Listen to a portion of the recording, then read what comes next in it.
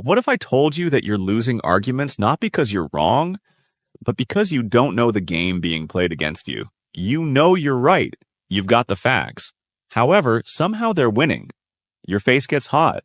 Your words get tangled. 5 minutes later, you think of the perfect thing you should have said. There's a reason this keeps happening, and it has nothing to do with being right. Here's the truth. Arguments aren't won by logic. They're lost by ego. Over the past 2 years, I've studied 10 methods that completely change how arguments work. Some are weak, some are dangerous. However, one thing ties them all together, and most people never figure it out. By the end of this video, you'll know exactly which methods work, which ones fail, and the one truth that makes everything else click. Stay until the end, because that's where everything changes. First up, the Judo move. Imagine you're arguing with a coworker about a project deadline. They come at you hard. This timeline is impossible. You're being unrealistic. Most people push back harder. No, it's totally doable. Therefore, they get stuck in a shoving match that nobody wins.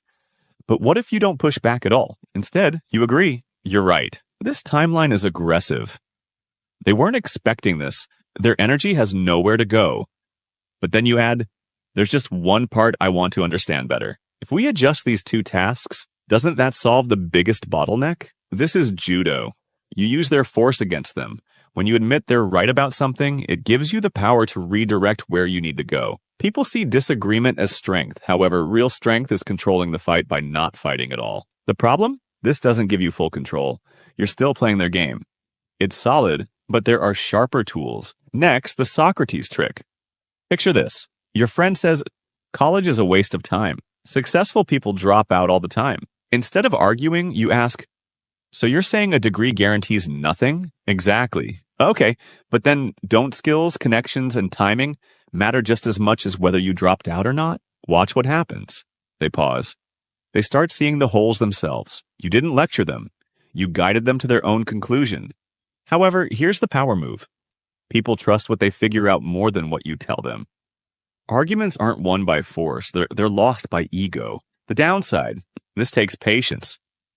If someone's emotional or rushed, questions feel like attacks. Number 3, magic words. Imagine arguing with your partner about vacation plans. You could say, you never listen to what I want.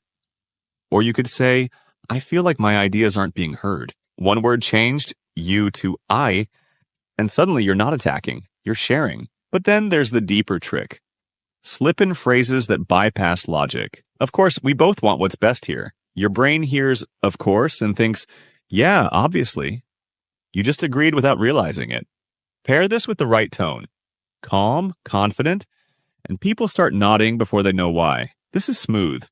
However, it's surface level. In a serious debate, you need more firepower. Method 4, the big ask. You're negotiating a raise with your boss. You want 15% more. Therefore, you ask for 30%. That's way too high. Okay, I understand. How about 15%? Suddenly, 15% sounds reasonable. They feel like they negotiated you down. You got exactly what you wanted. The moment you try to win, you've already lost. However, here's the catch. This only works in negotiations. In a regular argument, people smell the trick a mile away. Here's where things shift. Method 5, the Information Avalanche. Imagine you're in a meeting. Someone challenges your proposal. You respond, have you considered the 20% failure rate in similar projects? The Q3 market data showing demand increased? The feedback from 3 industry experts who said this exact approach works? Their brain can't process it all at once. They feel overwhelmed. However, here's what happens. They can't respond to everything, so they respond to nothing. Silence looks like surrender. This is powerful. Dangerously powerful. But it has a darker twin, Method 6, the lie avalanche. Same strategy as before, but with one ugly twist. Half your facts don't need to be true. There's actually a law about this, Brandolini's law.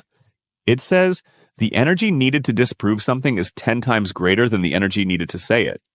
Therefore, throw out 10 claims, and they'll only fact-check 2 before giving up. Here's how to beat someone using this on you. Don't fact-check everything. Call out the game. You're throwing too much at me. Let's focus on one thing, but then pick their weakest claim and tear it apart completely. This method works. However, get caught lying once and your credibility is gone forever. If you've ever seen any of these tricks in real life, hit like and subscribe. It helps more than you think. Method 7. The distraction. You're losing. The facts aren't on your side, your argument's falling apart. Therefore, you shift the conversation. Just slightly. Sure, but what about this other issue that affects everything? This is the red herring. You're not trying to win anymore. You're buying time and confusing them. It's been a debate trick since 1807. Imagine arguing about budgets at work. You're losing the numbers game. But then you say, before we worry about cost, shouldn't we talk about team morale first? You just changed the battlefield. It works. However, anyone sharp will call it out. That's not what we're discussing. Method 8, the small yes. People hate changing their minds. Their identity is wrapped up in being consistent. Therefore, don't ask them to change. Get them to agree with something tiny first. Do you think everyone deserves to be treated with respect? Of course. Then we can agree that in this situation, ignoring someone's input isn't fair, right? They already said yes to step 1.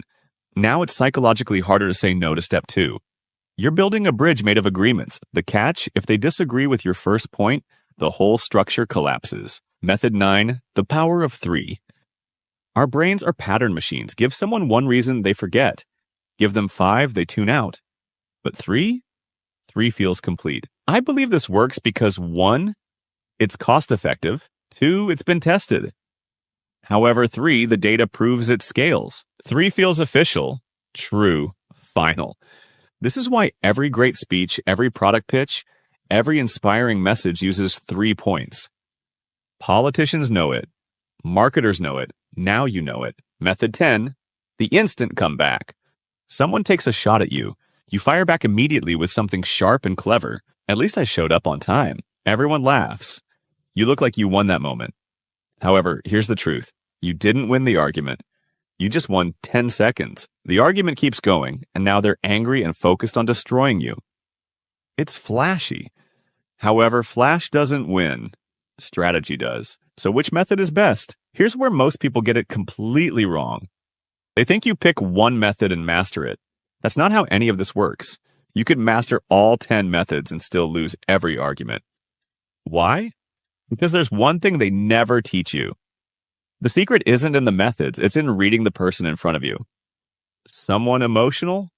Don't drown them in facts, they won't hear a word. Someone logical? Don't crack jokes, they'll think you're not serious. Someone defensive? Don't use Judo, they'll think you're patronizing them.